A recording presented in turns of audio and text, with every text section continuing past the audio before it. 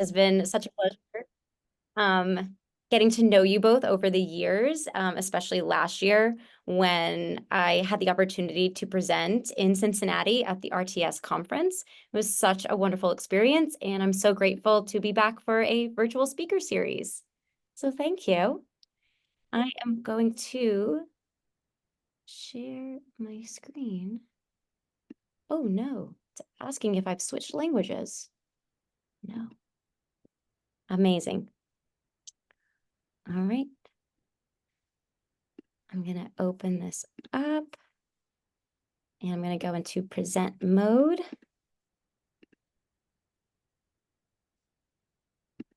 All right. Can everyone see my screen?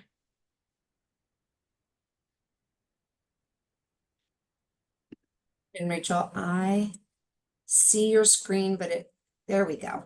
There we go. Now we see it. You can see it okay? Oh, wait, I'm having trouble with the presenter view. Let's see. If I move it and I move this. Okay. How about now? Yep. Is that good? Everyone can see it? Yes. Okay, wonderful. Excellent. All right. Well, good evening, everybody, and welcome to the RTS Speaker Series for September 2024.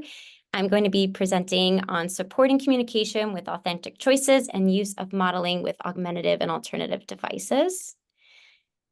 So, like Celia said, I'm a speech language pathologist. I specialize in AAC, childhood apraxia of speech, and Gestalt language processing.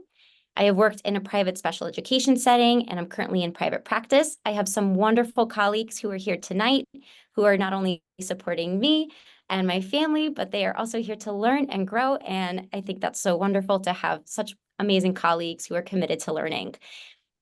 My sister April is 25 years old, and she has Rubinstein-Taybi syndrome. I know a lot of you had the chance to meet her last year when we came to Cincinnati, and she is a multimodal communicator. She uses total communication approach.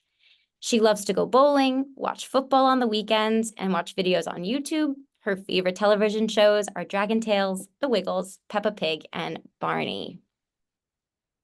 So our agenda for this evening's presentation includes discussions about AAC, modeling, language processing, and advocacy.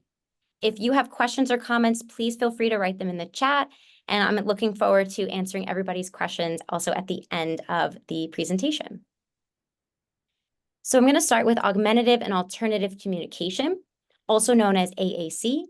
AAC includes all forms of communication other than oral speech, and it is used to express thoughts, needs, wants, and ideas. Everyone communicates in different ways. Some individuals use their voice, others use AAC, and it's important to note here that we all are AAC users, right? If you think about the way that we text and we send emojis, those are visuals, right? We're not typing out the emotions, but we're using a visual to express our emotions, which is pretty awesome. There are 3 different types of AAC. We've got low tech, mid tech, and high tech. Low tech includes gestures, facial expressions, body language, manual sign language, vocalizations, static pictures, and partner-assisted scanning. Other examples of low tech include laminated communication boards and core boards, things that you might see in a typical school setting or early intervention setting or at a private practice. Mid-tech is a bridge between low-tech and high-tech. Typically includes switches, if you've seen like switch-activated devices, GoTalks with digital display, and a quick talker. And high-tech includes speech-generating devices, or HGDs, and or iPads with application softwares, such as Proloquo to Go, TouchChat, TD Snap, Speak for Yourself, and LAMP. There are so many applications out there, and it's so wonderful because we are providing our children so many different opportunities to communicate. As I've grown in my career as an SLP, I've begun to notice some gaps within our field. And one area that I've been planning to prioritize is parent, caregiver, and team training on implementing an AAC device in the classroom and beyond. So where do we begin when it comes to implementation? We start with modeling. Modeling is leading by example. This is something we do naturally every day. This can be using gestures, facial expressions, sign language, speech, or an AAC device. This is one of my favorite quotes. My colleagues and I included it in our June 2023 RTS conference presentation, and I continue to include it in all of my parent and caregiver trainings because it's just so profound, and I find that it really resonates, not only with myself, but also with families. So Jane Costin said, the average 18-month-old has been exposed to 4,380 hours of oral language at a rate of 8 hours a day from birth.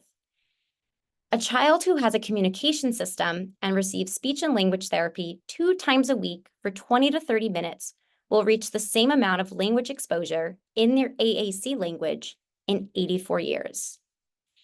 I think something that's so important to remember that learning to use an AAC system is like learning a new language, right? We're calling it an AAC language. So for many children, they are learning to learn their AAC devices simultaneously as their native language, right? And this could be English or Portuguese or Spanish. When you consider the frequency and intensity of speech therapy sessions alone, it's important to emphasize how vital caregiver training is. I may only see a client for 30 minutes twice a week, but parents, caregivers, grandparents, right? You guys are the ones who are spending so much more time with your child. So my goal today is to leave you with fresh ideas on how to model language at home and in the community with your child. So let's start in talking about a modeling technique that I use every day, which is aided language stimulation. This is where a communication partner teaches symbol meaning and models language by combining his or her own verbal input with selection of vocabulary on the AAC device. And I'm going to show a few videos in a few slides and show you how I do this so that you can do this at home. And that way you feel more confident doing this at home or in the community, sharing it with your other providers as well. Total communication is a term that I also use daily with my clients and their families. Total communication means accepting all modes of communication from an individual and recognizing some forms of communication may be easier based on the setting or changes in mood and or physical health. It includes a combination of all communication methods, right? So think verbal approximations, gestures, manual signs, pictures, and voice output devices. One example that I like to think of is picture being exhausted from a long day at work. How do you respond to your communication partners? For me, if I'm exhausted at the end of the night and my communication partner asks me a question, I may grunt in response, shake my head, or point to something. Children do this too, and accepting all forms of communication is essential. If we place the demand that they must respond a specific way, this may lead to frustration. So, if a child is asked to find the word on a device after saying it verbally or with an approximation, right, this could lead to frustration.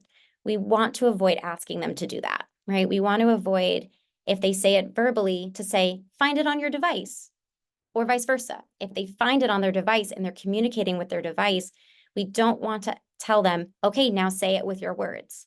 This might lead to frustration because for the child, they've already said it. It was just in a different form of communication, right? When we accept all forms of communication, the child knows that they are understood and have successfully communicated their needs. I love total communication. Again, this is something that I tell my families all the time. This is so important. And it's also something that we do all the time as well. Modeling without expectations. This is probably one of my favorite things to talk about when I'm doing trainings with families. So, what is modeling without expectations? We are modeling language without the expectation that they are going to use it in that moment, right? The child will use the device when they're ready. What we want to do is provide as many language modeling opportunities for children throughout the day. We want to do this by incorporating the device into daily routines at home or in the community. So going back to that quote by Jane Costin, we want to provide children with rich language models in a variety of contexts, right? And we also want to recognize that an AAC device is a child's voice and they should have access to it all the time.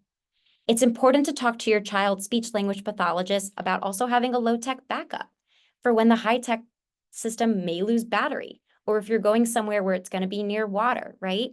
Start to kind of think of where your child might go when they go to the beach. Does the device come with them? If so, that's amazing. If not, let's talk about maybe a low-tech option that they can bring. That way they always have access to it, and we can always be providing those rich language models. Presume competence. Always presume that the child is capable of understanding and learning. This encourages them to reach their full potential. Treat all forms of communication with respect, whether they come from speech, gestures, or an AAC device. So again, that total communication piece. Your child has valuable ideas and thoughts to share. Be patient and wait for them to respond. It is so amazing what we can do when we provide that wait time and encourage the child to communicate with us. One of my favorite things to say is if a child starts to move their hand or start to look at their device, I might say, I can't wait for you to tell me something. Oh, I wonder what it's going to be. I'm here, I'm waiting, I'm listening, right? Giving them that positive encouragement of, I can't wait to hear what you're going to tell me, and encourage that use of communication in all different forms. Exploration is cool. It's so important to allow exploration and navigation of the device. This may look like stimming, but we want to honor this as exploration. It's similar to when babies babble, right? So when babies are babbling and they're making all these sounds, they're using their lips, their tongue, their jaw, their vocal cords. They're discovering it all. AAC users also babble on their device. It may look like selecting a vocabulary icon over and over. It may look like navigating to various page sets and just selecting random vocabulary. We want to allow the space for them to do this and to know that it's okay to explore. We want to avoid turning down the volume or taking away the device. This is a child's voice, and it should be made available at all times. I want to provide you with all various examples of how to model language throughout the day.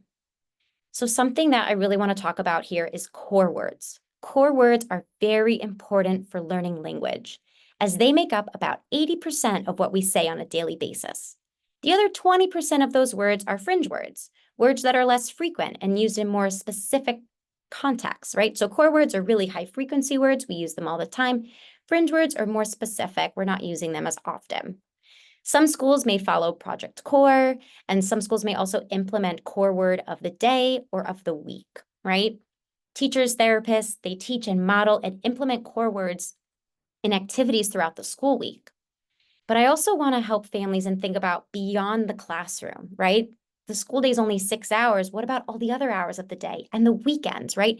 How can we bridge this gap and model these core words in our everyday lives? So I've taken three core words, and I'm going to talk through how I would model them. So we've got an action word, we've got a requesting word, and we've got a comment. So I'm going to start with go, right? Go is directing an action. You might use this as go outside, go home, go playground, right? Think about how many places you're going every day. For me, I live in New York City and we are on the go pretty much all day, every day, right? And I'm thinking about how many times I'm using that word. Think about how many times you're leaving the house or you're going to a new activity and when you can use that time to model. We've got want, right? This is such a big word that we use for requesting. Want snack, want bubbles, want more. This is also really great. I think want is so wonderful to model when you're playing, when you're outside, during meal times as well, right? If you want something different or you want a condiment, like a sauce, or if you want more of something. And then we've got like, because I think it's important to remember that we want to model words just beyond requesting. Requesting is so wonderful. It lets us know what our kids need in the moment, but we also want to think about all the other communicative functions, and commenting is one of them. So I like because we can use it to comment in a variety of contexts. I like it, like playground, like Paw Patrol. Whenever my clients are playing with a preferred toy, I often model, I like it. I like this toy, right? It's so natural and I'm just embedding it into the activity. I started working on resources for families and professionals over the summer. I've decided to create modeling examples for various activities outside the classroom for each season. So far, I have apple picking complete, which is what you're seeing on your screen, and I'm including it in here to show how I would model going to the apple orchard. So let's say you are at the apple orchard and you're walking down the lane of trees with your child, and maybe they walk over to the tree, right? You could model on their device or verbally, go pick apple, or I see apple, let's go get it. And now picture that the child has taken that apple and they've taken it down from the tree, right? And we want them to say, or we want to model, I like apple, or big red apple, big green apple, right? We're expanding upon what we're seeing. We're providing commenting opportunities, action opportunities. So these are really wonderful to bridge, again, that gap from what they're learning in school or in their therapy sessions to also outside in the community. I have some videos that I'm going to show you, and they are all modeling language in real time and how I am not stopping the interaction, right? It's kind of showing how I would model with the flow, because I think that's really important. Sometimes when we are or thinking about modeling, we might want to stop and show them and really have them look at the device. But I really just want to show how you can naturally embed this modeling, right? And make it just flow with the interaction. So this is a video of my sister and I over the summer at an ice cream shop. And I'm going to press play. Let's take a look. We're going to go to food, dessert. We're going to eat ice cream. You know, my volume up. I know. We're going to have ice cream. Ice cream. What flavor? We have chocolate. Chocolate. And vanilla. Vanilla. Ice cream. We're going to have ice cream. Ice cream. Great. You're going to have vanilla ice cream. Awesome. All right. She wants vanilla ice cream. So you can see that I'm modeling not only ice cream, but the ice cream choices. And I'm also modeling how I'm navigating through the device. Groups, food, dessert, right? And I'm just saying that out loud so that my sister knows where I'm going and how I'm navigating. You can also see how she chose vanilla and then said ice cream. This was following a model, and I immediately confirmed and acknowledged what she communicated.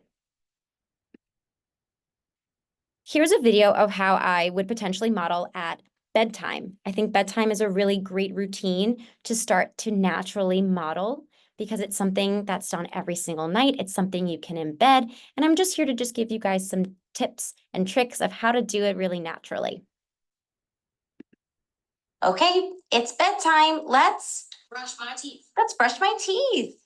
Okay, we need our toothbrush and toothpaste. So here you can see how I'm modeling language in real time with my verbal models. I'm also not requiring the child to find the toothpaste or find the toothbrush, right? I'm not placing a demand on them. I'm not asking them to find something. My focus is on providing the language model and just embed it really, really naturally for them. And maybe over time, we will see that they will start to seek out some of those vocabulary icons. Here is a fun activity that you could do at home with your little ones. This is something that I have done in my speech therapy sessions. And I'm going to show the video and then we can talk a little bit more about it. Can you help me find the animals? Look, look, look for the animals. Look, look, look for the animals. Look, look, look for the animals. Look, look, look. Now stop. Wow! We found the cow. The cow says, moo. We found the cow. Let's see if we can find the duck. Duck. Look, look, look for the duck. Look, look, look for the duck. Look, look, look for the duck. Look, look, look. Now stop. We found it. It's the duck. The duck says quack. The duck says quack. The duck says quack. Every animal makes a sound. The duck says Quack. All right, so as you see, I have a fun little sensory bin here. If you have a set of picture cards or mini animal figurines, you can create a small sensory bin. You can hide animals around the house and create a scavenger hunt. I love to add in a song when I'm modeling language verbally and on the device. It's a great way to get children involved in the activity, and they may really enjoy finding the animals and selecting the sounds they make. You can also see here that I'm not asking a ton of questions. When we ask a child a lot of questions, we are placing a higher demand. We want to inspire, not require. If the child imitates the sounds or finds the vocabulary item on their device, we will celebrate their communication. We want to celebrate communicative attempts, right? But again, inspire, don't require. You can see that I'm just modeling on the device, and if a child comes up and hits quack, oh my gosh, amazing. Even if they select another animal sound, that is so wonderful, and we want to acknowledge and celebrate that. All right, I've got one more video. We're back to bedtime, and this is just a bedtime routine that I often do at home when I'm at home with my family and I'm with my sister. And I'm going to take you through what that would look like. Okay, it's time to go to bed. We need our blanket and our pillow. Good night. Good night. Sleep tight. Don't let the bed bugs bite. I love you. I love you. As a sibling and a caregiver, I understand how some days are busier than others. Sometimes we forget to charge the device after school. Sometimes we leave it at home and we go out to dinner, right? It's important to note that we are all human. We're going to make mistakes, and that's okay. It's about how we learn and embrace using a total communication approach to best support individuals with complex communication needs around us. Learning how to use an AAC device is like learning a new language. It's going to take time. Stick with it and reach out for resources and guidance from speech therapists. I also want to encourage families to start small. You can pick one daily routine and see how it goes. Maybe it's bedtime. Maybe it's eating dinner. Maybe it's going to the playground. Or maybe it's learning how to use the device late at night after the child has gone to bed, right? It's important as caregivers that we familiarize ourselves with the device too, so that we are comfortable modeling the language. You can take time to explore the device and become comfortable using it. All right, we are going to segue into AAC, modeling, and language processing. How does it all connect? There's more than one way to process language. And what is Gestalt language processing? So we are going to talk about two different types of language processing. We've got analytic language processing and Gestalt language processing. So analytic language processing is how we learn language from a bottom-up approach. This is often noted as the standard method of developing language. This is something that we have seen the CDC put out milestones and guidelines for. And basically what it entails is kids learn language from sounds to words, two-word combinations, emerging grammar, first sentences, and complex grammar. These kids are word babies, so they are tuning into single words. We also have Gestalt language processing. And this is the way that some people learn language from a top-down approach. They use gestalts or echolalia to communicate. These children are coined as intonation babies because they tune into the intonation of words and phrases. They process language in whole chunks instead of processing single words. So let's go over it. I'm going to kind of walk you through both of the processing systems. We've got analytic language processing, right? And I've added in some visuals here so you could see it. But we start with sounds, right? A consonant sound like B. We might hear this around 6 to 8 months. Reduplicated babbling, saying the same sounds over and over. We move into single words around 1 to 2 years of age. We see baby's first words, a vocabulary spurt about 50 words. And then at 2 to 3 years, we see the language really explode, right? We see this huge vocabulary growth, 150 to 300 words, two-word phrases. At this age, 2 to 3 years, most children are understandable by most listeners. And then we have phrases and sentences. This occurs around 3 to 5 years of age. We see longer sentences and can maintain a conversational topic, so 2 to 3 turns back and forth.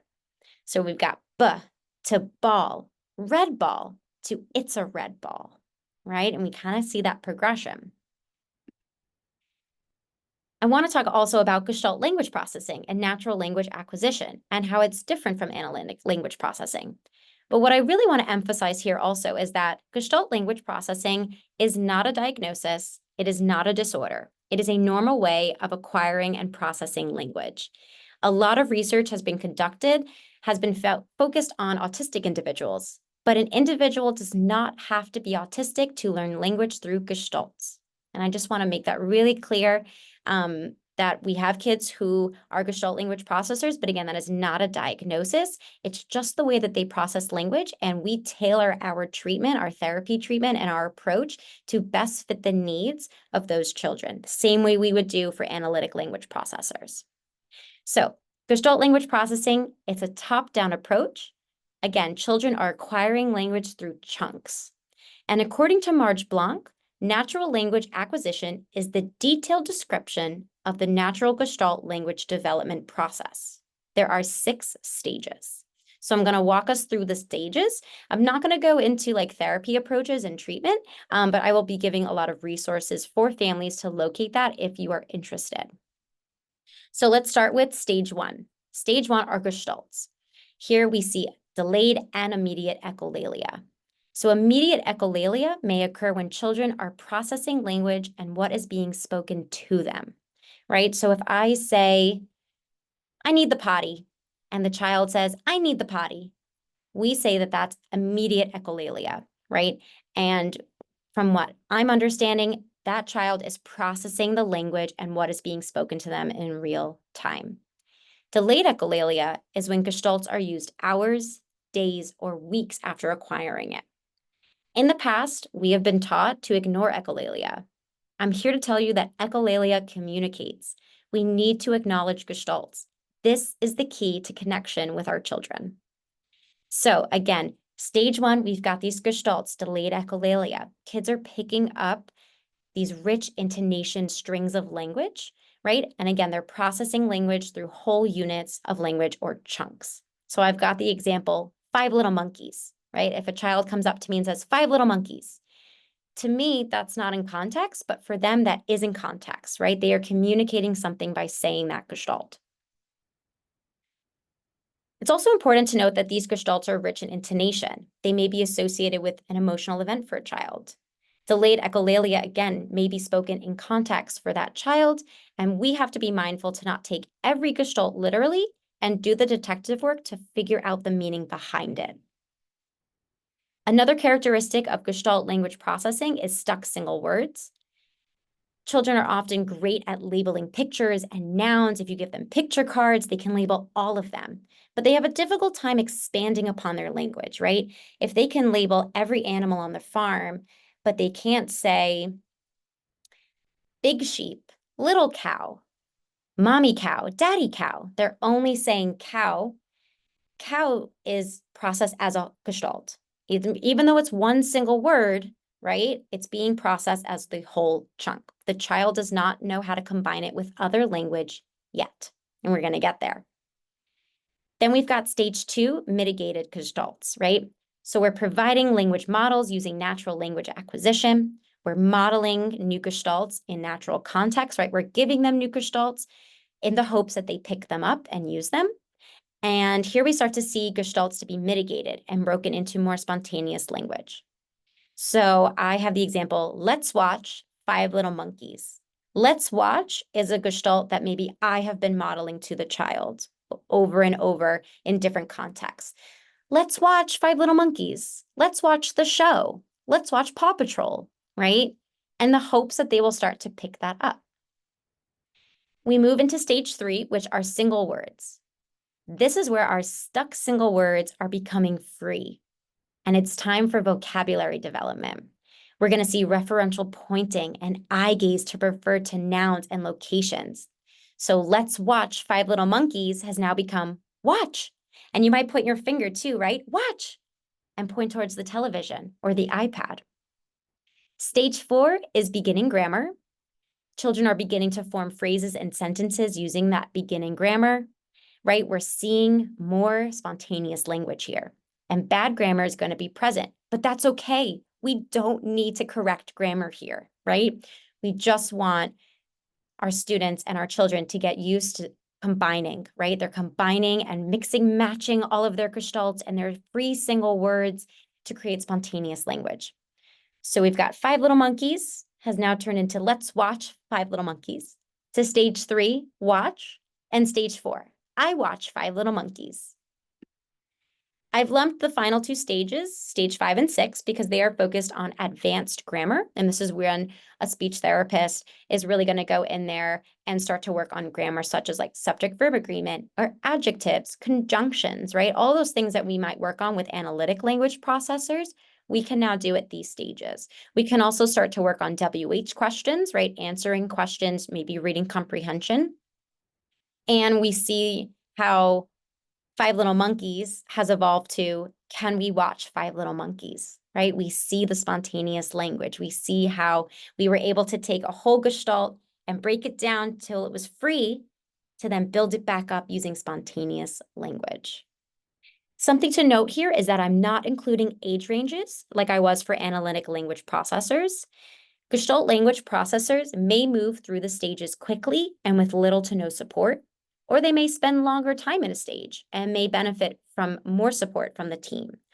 There's really no telling of how long a child will stay in a stage, but I think what's important is to be there with them, like sit with them in that stage and really seek out guidance and support from your speech therapist who is trained in natural language acquisition, because they can help guide you through the stage and through the modeling of language. How do I know if my minimally speaking child is a Gestalt language processor? So there are 4 characteristics that we would look into as parents, caregivers, and therapists, right? So one is unintelligible strings of rich intonation. Sometimes this might be jargon, but they really might be saying a Gestalt and may just have a more difficult time motorically and saying it with their lips and jaw and tongue. Maybe they can hum or sing tunes, but don't have words.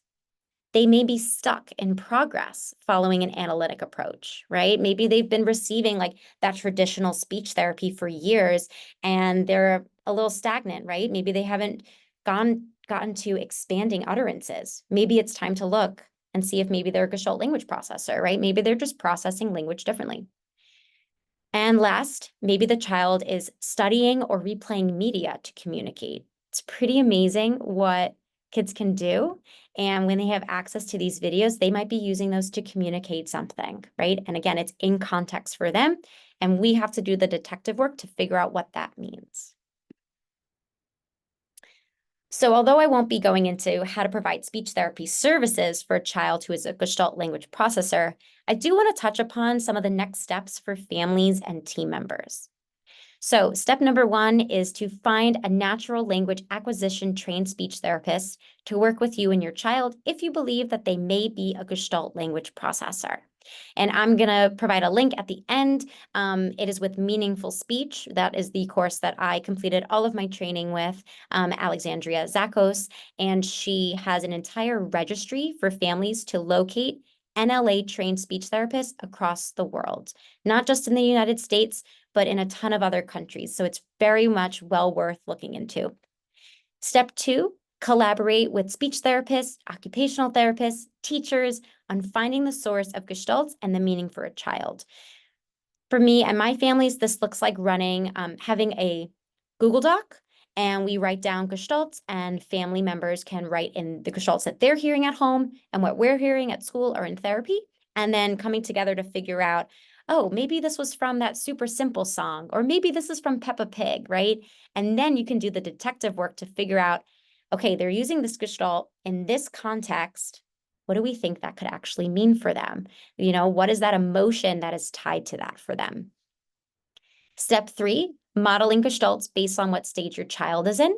We want to model models that are meaningful and easily mitigated, right? Going back, thinking about that gestalt, let's watch or let's go. we can break that down and use that across a variety of contexts, right? Let's go to the park. Let's go to bed. Let's go to school. Or let's watch a show. Let's watch Moana. Let's watch Frozen. And last, connection is key.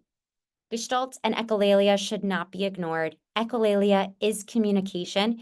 We want to acknowledge it and acknowledge what our children are saying. And that way we build that connection with them. It lets them know that we are there with them. Even if you don't know what it means, we can just say, I hear you. I hear you and I'm with you, right? Or just nodding and smiling and saying, yeah, right? Building that connection with them is key for communication and language. So, how does Gestalt language processing and AAC and core words connect? So very similar to the graphic that I showed earlier with those core words, I am now bringing them back in how I'm modeling them as Gestalts. So as an NLA trained therapist for both children who speak and children who are minimally speaking, I can go into their devices such as TouchChat or Proloquo, and I would program Gestalt for the child. So here we have let's go, right? And this is based off of go. So let's go outside. Let's go home. Let's go playground. Again, really natural, right? And I'm just going to naturally embed that into our routines. Instead of want, I swapped out want for we need, right? Want can often be a very overlearned and overtaught phrase or expression, right? Like I want this, I want that. And I like that we need, right? It kind of differentiates and gets us away from want. And this is really only something that I would focus on with kids who are Gestalt language processors, who maybe have a history of traditional therapy. So we've got, we need more. We need snacks. We need bubbles. I had a former client, and we loved to watch videos on my computer. And whenever my computer would die, I would model, we need charger, right? Super functional. I didn't stop the flow of interaction. I just modeled, oh, we need a charger. Come on, let's go get it, right? And then we've got like, bringing back that commenting. And you can model here, I like it, or I love it. I love bubbles, right? Again, still modeling those core words. We're just using them as gestalts. And I'm bringing back the fall activities as well, but these are Gestalt language processing additions. So we've got commenting. It's so fun. It's so hot. Maybe you go apple picking and it's 86 degrees where you are. Again, picture your child walking down the lane of all the trees. You can model, let's go pick, or let's eat apple. And the number one thing that I want you to take away from this presentation is the importance of language modeling and providing those language modeling opportunities, right? So again, naturally embedding this. I'm going to come out with some more. You'll have to follow along on my social media page, where I'm going to be posting a bunch for farmers markets and football games and Halloween and Thanksgiving, all the holidays, all the seasons. I really just hope to provide you as families examples of modeling so that it's easier to embed. All right, the last part of our presentation here, we've got advocacy, right? And I'm going to kind of show how everything we've talked about tonight really all interconnects. So family members and caregivers can serve as advocates for individuals with complex communication needs. We also want to support our children and students with the ability to advocate for themselves. Learning to advocate for ourselves starts with modeling, right? Picture how we teach children how to advocate when they have to use the bathroom, right? I'm modeling on their device, I need to go to the bathroom or need the potty, right? And I'm modeling that for them so that they will eventually say that for themselves independently and advocate. As family members and caregivers, we are in the position to advocate for our children to receive the appropriate support, accommodations, and services. This could be advocating for AAC devices to be implemented into IEPs. This is so important. The AAC device should be implemented throughout the school day and in the child's form of schoolwork throughout the day. It may also look like advocating for therapists who are trained in various areas of speech, right? As SLP who is trained in using different feeding techniques, or apraxia of speech. Maybe they are trained in prompt or DTTC, right? That dynamic, temporal, and tactile cueing. Gestalt language processing, right? Are they NLA trained? Maybe they're trained in AAC. And another form of advocacy that I'm really passionate about is bringing new research and therapy techniques to team members to ensure consistency. This looks like ABA therapists, occupational therapists, physical therapists, speech therapists, and teachers, right? If you suspect that your child is a Gestalt language processor and you've now been in this presentation, you look on meaningful speech, there are courses for parents, by the way, and resources there. And you kind of say, you know what, maybe my child is a Gestalt language processor. Start having a conversation with your child's providers and saying, hey, have you heard of Gestalt language processing? You know, I just read a ton of information and research on this. You know, let's talk about it. Let's chat about this. How can we implement this in my child's therapy, right? And in their life. I think that that's really, really important for families to advocate for the services that they know will benefit their child. Same goes for, you know, apraxia of speech and motor speech disorders, right? Seeking out, I know that they have a registry like Prompt does where you can find therapists who are prompt trained, right? You know that your child is going to get the therapy services that they need and that they deserve. Last, I want to talk about a form of advocacy, and this is something that can be used across the lifespan. So this is something that you can create for your child who's in EI, who is school age, who is in middle school, high school, and even transitions out. Boston Children's Hospital created a communication profile template that can be easily accessed online. And again, I've included that resource at the end. And what this does, it outlines a child's communication. This allows for team members to learn how to interpret, recognize, and respond to communicative attempts. And I'm going to walk us through that, right? What that's going to look like. So let's say your child is going to a day program. They've just turned 21. They're transitioning out of the schools that they've been in for 15 years, 12 years, and now they're going someplace new. New staff, new kids, new young adults. Having the communication profile is a form of advocacy because you're going to go in there knowing that you will be providing this training for the team members, right? They will have this resource that they can refer back to time and time again. And I'll show you how and why. So I've got a client, AJ, and this is how I would write up their communication profile. So how does AJ communicate requesting?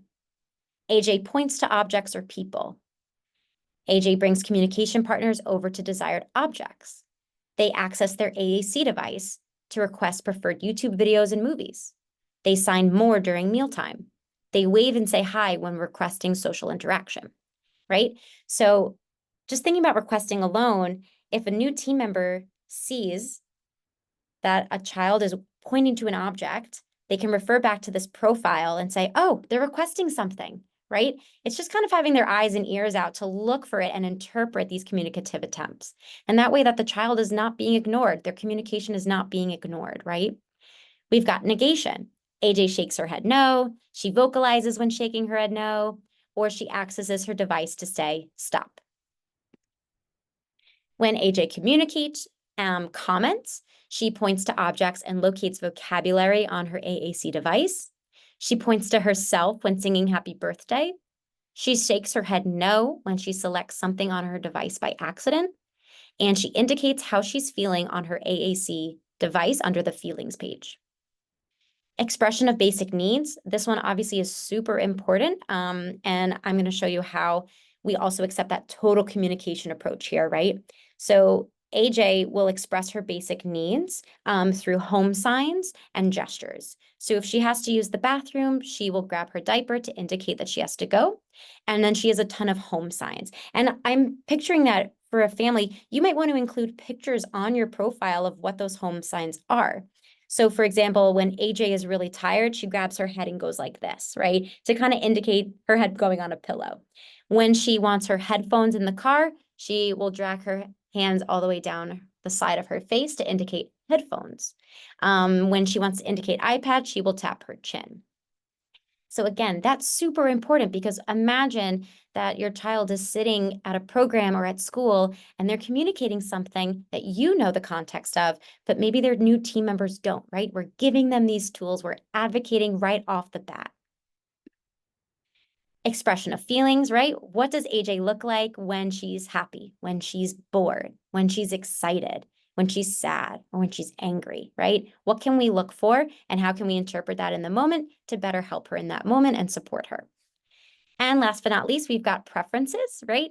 Just things that she really enjoys. Let's say AJ is going out with her date program and she is going to Applebee's and they are wondering what they can order for her. Well, they can check her communication profile and see that she likes beans and rice, pizza, mac and cheese, and PB&J, right? Or maybe the school is going on a field trip, or maybe it's field day, and the school's wondering, I wonder what activity this child wants to participate in. They look on the communication profile and they can see, oh, they like bowling, baseball, and football. Well, that's great. We've got T-ball today. That's awesome, right? So again, just providing that advocacy right off the bat for team members. This is something that could easily just be typed up. You can laminate it. You can put it in a folder. You can put it on a key ring. And that way just team members have it at all times. So in closing, it has been such a pleasure to share all of this information with you. I'm so looking forward to interacting and answering questions and hearing your comments. If you have any questions at all about AAC, modeling, Gestalt language processing, you have my email. Please feel free to email me. And I have my Instagram handle on there where I will be sharing more resources and videos of modeling, just trying to get all of that out for families to access. You so much, Rachel. I love your energy. And it's so funny because when I listen to you talk, I now will hear you modeling for me because you can't unmodel, I don't think, Rachel, as you live your life. There's just so many times I hear those phrases from you when you talk to each one of us and you encourage us to do whatever we're doing. I just hear it every time you speak. So thank you so much. So much information. So what we're going to do now is we are going to start with, there are some questions in the chat, but I want to kind of let folks know. Go ahead and raise your hand, put your little hand raiser up using the emoji little space down at the bottom like Hugo's doing. And then we'll call on people and we'll kind of alternate between the chat box and the other and trying to give everybody a turn. Recognizing, Rachel and I talked about this ahead of time, when you're asking a very specific question about your child, when Rachel goes to answer, she likely will broaden her answer so that it will apply to others in the room. If it gets to something that's super specific that you're going through that isn't as easy to generalize, Rachel will answer you in an email. You can exchange that information or put something in the survey that says you'd like Rachel to respond directly. And the survey will give you an opportunity to add that in any one of the fill boxes because you have some 500 characters. So you can put that in anywhere and we'll take care of that. And then we'll just kind of let you go. We'll call on you each one by one to make sure that you're all taken care of. But I'm going to grab one of the chat ones first just because they began earlier. So I'm going to start with Anthony. And if you can see that in the chat there, Rachel, he has a question about recognition from Leapfrog 100 Words book. So can you guys hear me? Mhm. Yes. So we have a bunch of these like Leapfrog books. So Michael here, he's 5. We met at the conference. Yes. Hello. So we have a bunch of these like Leapfrog books and they have like, you know, the quiz is kind of, he still does he has an AAC, he kind of just babbles where he puts everything, but he knows the whole grid, all the screens. Do you want to go get me another one? Anyways, we have those Leapfrog books and some of them have like animals. And one of the things that they have like little quizzes on there, like find the lion, he pushes lion, find the tiger, he pushes the tiger. But if I ask him, hey, find the tiger, he could care less. Okay. Mm-hmm. So I'm kind of curious, like where that. So he can identify the alphabet and count to 10 through those books. Mhm. But how can we help school recognize that he has identified the alphabet, right? Yeah. He because just won't do can. it in the traditional sense. Like He if I just- give him a piece of paper with find the letter A, he He will won't. walk away. That's Okay. not engaging. Understandable. Yeah, absolutely. It definitely could also just be like the demand that's placed on him. You know, it might be fun for him to do it alongside, but the moment that there's a demand, he's kind of like, you know what? I'm good, sort of I'm thing. not playing your game. Yeah. Exactly. And I see a lot of kids do that too. In those moments, I mean, especially if you're at home with him, just model it because I bet you he'll start to do it alongside you. And I think Okay. over time he'll start to do that independently. And then something you can also mention to school as well. And I'm sure Just they have a start to whole model it with his device Or the toy. or the toy or both. both. Both. Okay. Yeah, you could do both, whichever you feel the most comfortable with. But yeah, if you have that device there with you, yeah, you can model it as you go on the device and also say it out loud. I think that would be a great modeling opportunity. Okay. Thanks. Thank you. Yeah, of course. Good to see you guys. Yeah, you too. Hugo, do you want to unmute and ask a question? And then I'm going to go with the next question in the chat. Hi, everyone. Hi, Rachel. Hi, Hi. Julia. Nice again.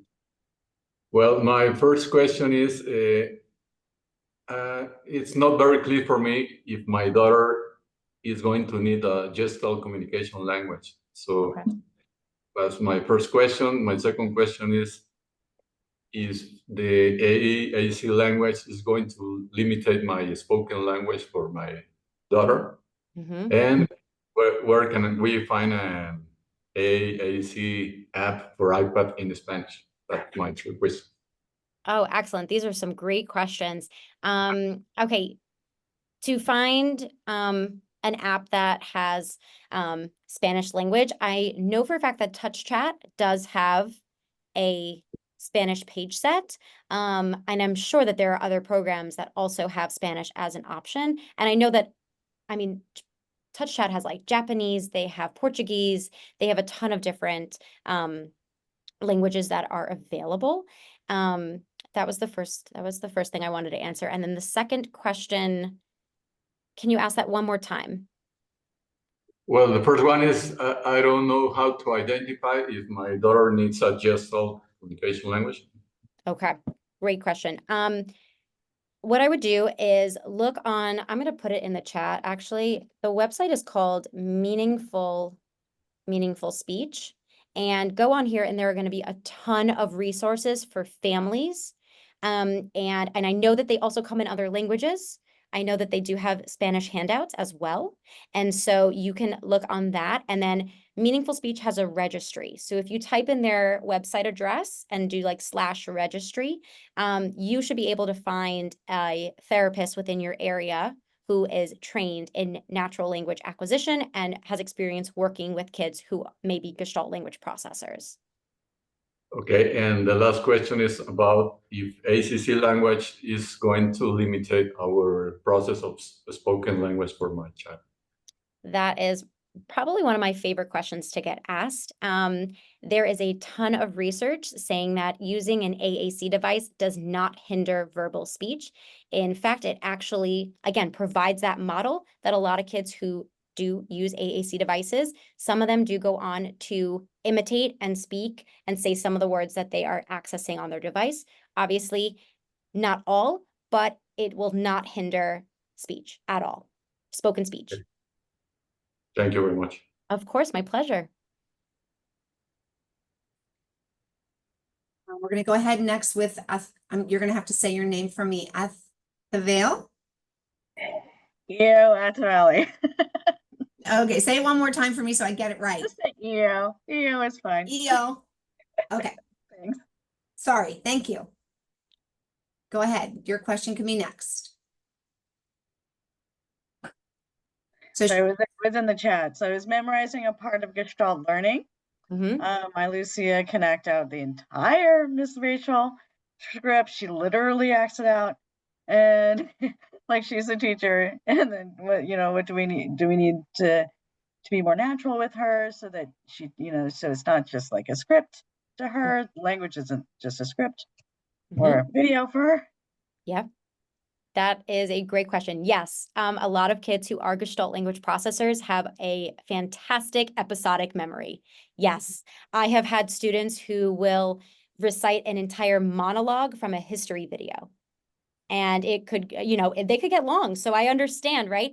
In those moments, it's about connection. It's about letting her say the gestalt and being there with her and saying, yeah, awesome. Thank you so much for telling me, right? And then maybe also finding out the detective, like doing that detective work. When does she say that script, right? Is it in a certain context? I love your question. Do we need to model more natural language?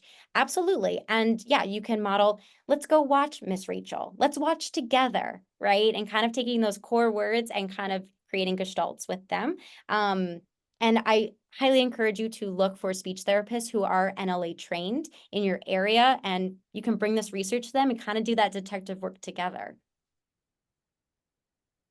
I'm going to go with Sarah Keenan. I kind of overlooked you, Sarah. I apologize. You No were way problem. early. Thank you. Hi, Rachel. Hi. I had a question about you talking about the stimming or exploring.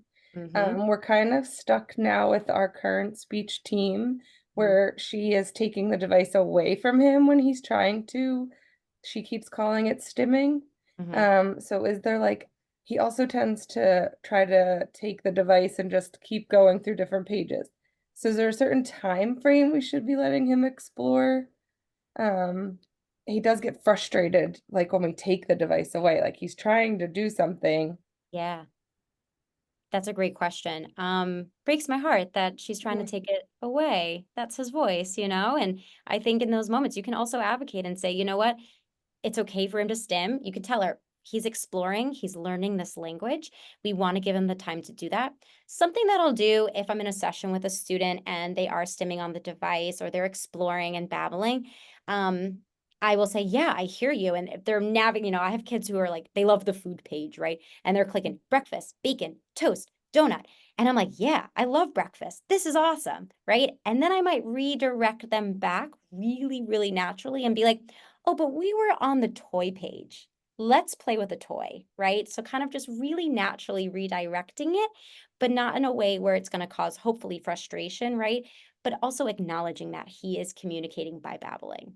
So yeah, if he's all up in that food page, yeah, you could totally acknowledge and be like, yeah, thanks for telling me about all the food. I love talking about toast.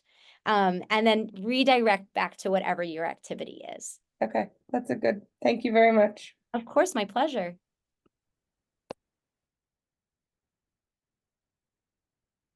You're muted, Celia. Deepti, had a question. Where did you Hi. unmute? Yeah, okay. Yeah. Hi, Rachel. Thank you for the good, presentation. Yeah, I was thinking about the Gestalt learning. I just came across the term like a month ago. Okay. Then I wasn't sure if my son is there because right now he just says, bunch of things like then at a time, then there's nothing after that, So, but then sometimes I get 2 words out of him or sometimes 3 words.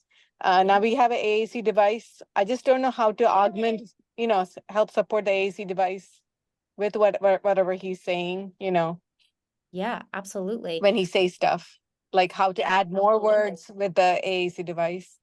Okay, yeah, absolutely. So I think going back to those adjectives, right? And again, it really depends on how he is processing language. If he is a Gestalt language processor, highly recommend seeking out a natural language acquisition trained therapist, because I don't know if he is one or if what stage he's in, right? Because that will depend on when we talk about expanding and those adjective words. But let's say we're talking about an analytic language approach, right? And just going from ball to red ball to big red ball.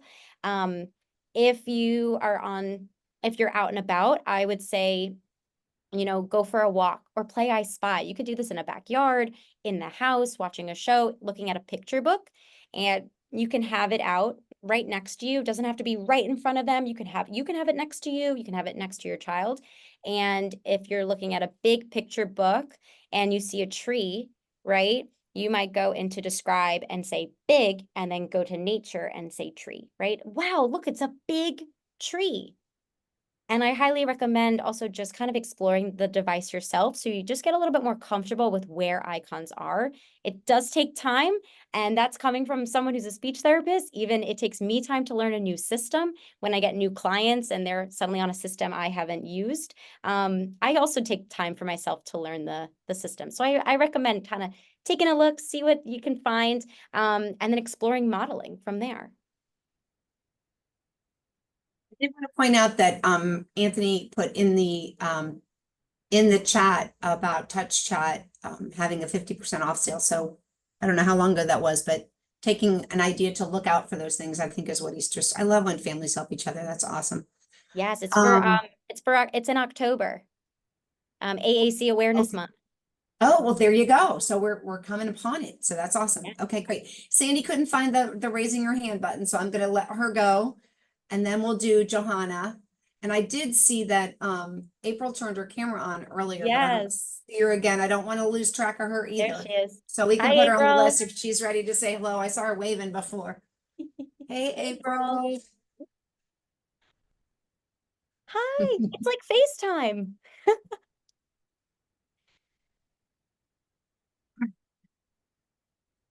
April loves FaceTime.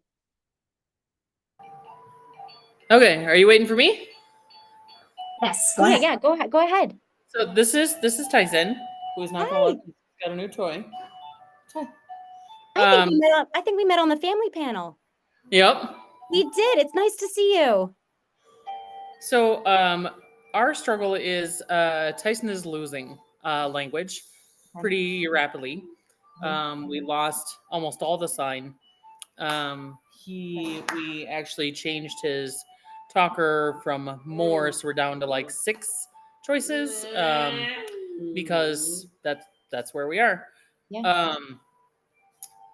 And how do you address so Tyson's favorite button is want cookie. I mean, and they actually made him go through like 3 screens to get there, to check I, to click want, and then click cookie.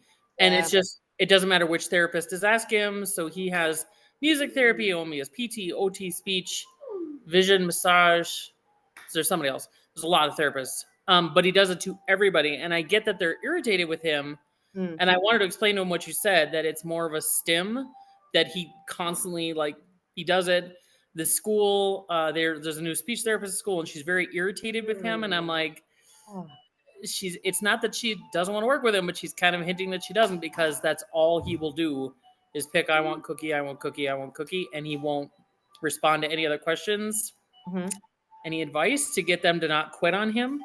Yeah, absolutely. I would definitely, my first thought, do you know if I want cookie, is he using it maybe to communicate something other, like maybe it means not wanting a cookie? Like, could it mean something else to him? Oh no, he laughs and he gets this really funny smirk on his face. He knows what he's doing. He thinks it's hilarious. They're like, oh, let's do a guitar. Let's choose an instrument. And he'll back out of the instrument page. He has to go all the way back to the beginning to click I, and then the next page want, and the next page cookie. And he loves music, and he loves whatever he's doing. Yeah. He thinks it's hilarious. I think it's kind of like Mark in the group. Have you ever seen Mark who tells the jokes? He's one of the adults in the RTS group. He's like, it's that same little smirk, and he thinks it's hysterical. But unfortunately, I don't want this speech to just give up on him. And she kind of sounds like she's already. And I'm like, hey, it's September, kind of early to quit on him. Can you not? Absolutely. And so valid. And I'm so sorry that that's happening. That's so unfortunate. I think that there are. She's very young and she's very new. Yeah, I think that happens. I do think that there needs to be more training, especially around AAC for complex, for kids who have complex communication needs. My idea would be to definitely tell her to acknowledge what he's saying. I know it can be so easy to get so irritated when you're hearing it over and over and over again, but I think just acknowledging it and being, I hear you. Yeah, I want cookie. My other thing that I'm thinking, right, is maybe what if she put it on the music page? And then he'd have access to it on the music page. He can say it while you're playing music, but you're also still staying on that page, right? Because maybe it could be a gestalt, and we want to leave that gestalt on that page then, if that's meaningful. But yeah, I would definitely tell her to acknowledge it. He is communicating and that should be acknowledged. And then you can kind of segue into how to redirect, right? I want cookie. Yeah, I hear you. I want cookie too. But come on, let's go strum the guitar. That'll be fun, right? And kind of redirect them a really natural, fun way that's going to get him motivated. I think that could be helpful. I hope that's helpful. Thanks. It's just, and I get it. When he does it 10 times in a row, it stops being funny. And I get that. I mean, he's laughing hilariously. He thinks he's hilarious, but I'm like, Yeah, I totally get that. Yeah, I would say acknowledge and then kind of redirect. Redirect. Yeah, in a really natural, positive way. Okay. Thank you. Of course, my pleasure. Johanna, and then I want to make sure that nothing else showed up in the chat, but I think April will be after Johanna. Go ahead. Hi, can you hear me? Yeah, hi. Okay, hi. So I have two questions. One of them is, so my son scripts and he does spontaneously like create his own, like he'll put words together. But so I'm kind of like, should I still advocate for an AAC device to kind of support it, or do I just kind of let him just kind of continue making progress? I mean, he is making progress with his language.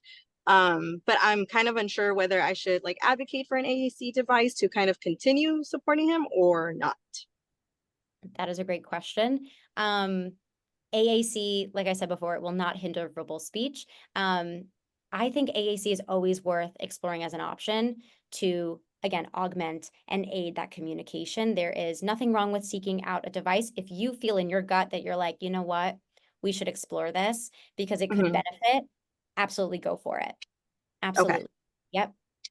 Okay. It can't hurt. It can't hurt. Okay.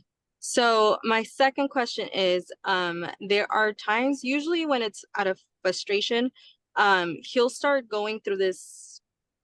I don't know if I would call it a script, because he names things that he like preferred things in, not in order necessarily every time, but it's like the same kind of like, if he's upset, he'll start saying like, I want passy.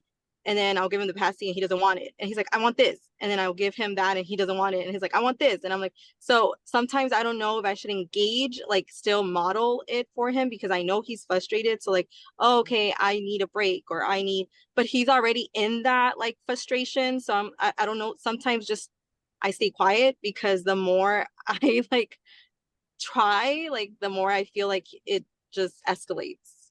Yeah, I completely hear that. That happens to a lot of kids who are Gestalt language processors.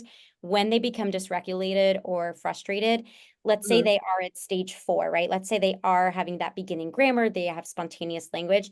If they're dysregulated and frustrated, those stage 1 Gestalts are still with them. Those stage 2, right? And they might go back to that stage 1 because it's regulating for them, right? Or that just might be the only language they can access in that state of dysregulation. Like I had a student, and every time he was frustrated, he would script a monologue about United Nations. And like that was just like his default for when he was dysregulated, and I knew he was dysregulated, right? Because I know that he can create spontaneous language. Yeah, they can still access those stage 1 Gestalts. I would just sit there in that with him. If he has OT, going over some sensory regulation strategies to do in the moment, right? Because maybe it is taking away our voice, which is also totally okay, right? Because the more language we add could escalate them further, right? Sometimes we have to remove our own voice, but maybe thinking about those regulation strategies, maybe he like squeezes or deep pressure or light like tickles or scratches. That could be something. Okay, so yeah, I think that's it. I think your answer was helpful, because sometimes it's hard for me to explain to teachers or other people who are around him that although he is able to communicate certain things at times, like when he is upset or dysregulated, it is like I didn't know how to explain, like he kind of in a way like goes back, right? Like it's like back to the beginning. So okay, thank you so much. That was very helpful. My pleasure. April, you go ahead, and then we'll go to Helen. Hello, can you hear me? Yes. Awesome. All right. So my daughter is 3. She is nonverbal as of now. She does have a communication device. I did have two questions. One is about singing, Okay. just because she loves to mimic sounds in that sense. And so I was just curious if your thoughts about that. And then the second question is about, do you see a correlation with feeding progress with speech as well? Because I know a lot of our Rubies also have feeding issues as well. Yes. Okay, yes. Singing, love it. I sing all day, every day. Singing is so wonderful. It's great for imitation. It's great for turn taking. It's great for just learning language, learning new vocabulary. Love singing. Could not recommend it enough. You know, from personal experience, even, you know, when I sing with my sister April, she does try to mimic some of the sounds and some of the words, and I really see her working through it. April, we also count when we go down an elevator, and we'll count 1, 2, 3, and 4. 4 is when she will actually like make it with, you know, she'll round her lips to say 4. Love singing. It's great. Keep singing. Keep singing. All right. Of course. Feeding and speech, yes, absolutely are correlated, especially for kids with complex communication needs. So like April, for example, has a diagnosis of dysarthria, right, which is low, really low muscle tone, especially in her facial structures, but also apraxia of speech. So the coordination of the motor movements, right? Learning how to coordinate her jaw and her lips and her tongue. And that definitely is correlated with feeding, right? So, you know, from personal experience, April has trouble lateralizing her tongue, right? So moving it without moving her jaw will slide. We don't want that jaw to slide, right? That jaw should be in place. So for her, it's a lot difficult to get the food like out of her, like, you know, the buccal, the cheek muscles, right? And so food pockets. Yeah. And so she's been working with her speech therapist on how to lateralize her tongue so that she can learn how to like get that food out of there. So that way it's not sitting in her mouth for hours. But yeah, absolutely. Motor speech and feeding, because it's all connected. It's all the same muscles at the end of the day. But yeah, I hope that that's helpful. Oh no, that really is. Olivia, my daughter has a G2, but she has been doing a lot of progress with her feeding. So I know all about bolus cohesion and all that good stuff as well too. Oh, yeah. Lateralization. So, but the fact that you also see that that does make a difference. I think I've noticed that as she's making progress, she is starting to make more sounds that sound like actual words, things like that. So yeah. Oh, that's so wonderful. I'm glad to hear that. Yeah. All right. Thank you. Of course. My pleasure. And Helen just had some great, Helen, I want you to tell me what a jelly switch is. So she had put a comment in the chat about her son, and she referred to a jelly switch, and I want to know more. I want to know what that is. Yeah. Oh, I love switches. Probably forgot the word bean, jelly bean switch. Oh, jelly bean switch. Okay. Sorry. No, That's all right. okay. I knew what you meant. Yeah, so we have them planted all around our house with my husband or his big brother's voice on it because he doesn't want to hear mine. And he is an adult now. I'm just very interested in this. And he has deemed a severe intellectual disability, but I believe there's way more than assessments can bring out. Yeah. And yeah, he's an amazing young man, but his main vocabulary is humming, which I heard a hum in the background just a moment ago, and I thought, oh, that's my house. So yeah, so I just wanted to share that the jelly bean switch of the word. He's not interested to look at anything, no Compic, no device, nothing. Doesn't even like iPads. So, and we're into adult world now, but you know, we're getting communication by the jelly switches with no picture, just a color, a different color, but also where they're situated, he relates to it. That's wonderful. So, yeah. I think that's great that you guys have figured out a system that works best for him. I think that's what's something so important. I think it's so easy for parents to be like, I got to buy an iPad and I got to get this app. But I really recommend, you know, like trial and error with therapists, especially because they can help find the system that's going to best fit them. And that's so great that the jelly bean switches are a best fit for his communication. I think that's wonderful. And singing. Every action song you can imagine, he absolutely knows every way to do it. Like so, you know, to me, an intellectual disability doesn't have the ability of remembering nor knowing the whole actions of the song. So that's where I think is sad, is that in this day and age, the assessments don't bring out the true person. And that's just something that I think should be included in assessments, is the ability to understand a song and what's involved in that song. To me, that brings out more abilities. And yeah, he learned so much by singing. And I love singing, so we sing a lot.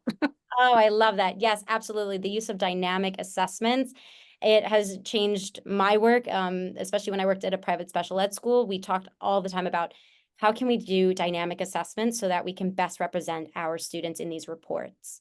I love that. Thank you so much for sharing.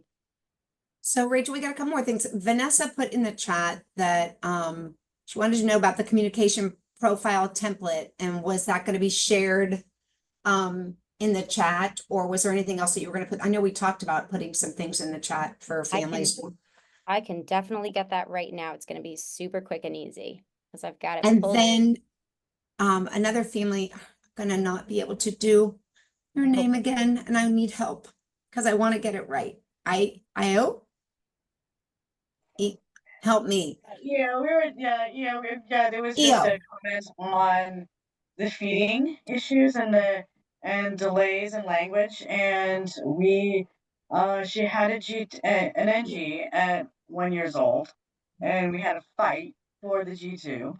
And the G-tube, then literally the night that she got the G-tube, she started babbling, and she had her own language at that point. So she was talking in her own language, because the NG was so uncomfortable. Just the esophagus, the trachea, everything. It just hindered. Yeah, she just didn't want to talk. Wow.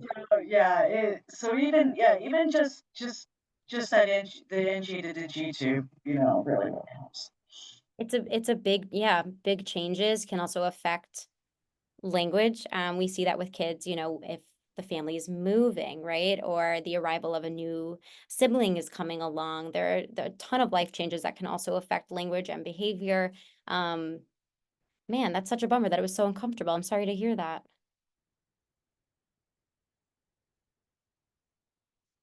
Oop, Celia, I think you are on mute.